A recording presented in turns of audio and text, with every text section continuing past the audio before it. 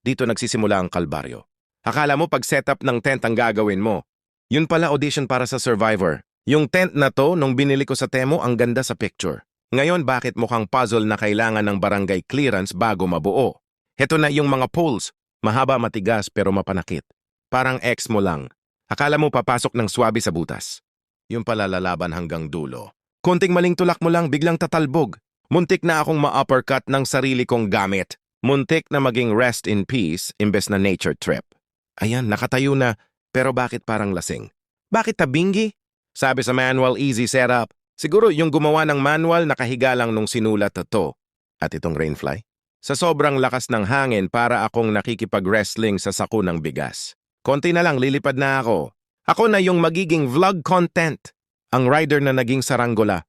Ang pegs. Ang lupa rito hindi lang matigas, may galit yata sa akin. Yung peg ko naging letter S na sa pagpukpok. Pero yung lupa, parang puso niya, ayaw magpa-penetrate. Sa sobrang tagaktak ng pawis ko, pwede na akong mag-swimming sa tabi ng tent. Pero okay lang. Pawis lang too. Yung mahalaga may masisilungan na tayo. Isang aesthetic photo muna para sa Facebook, nature is healing. Pero ang totoo, yung likod ko ang kailangan ng healing. Camping pa more! And his name is John C.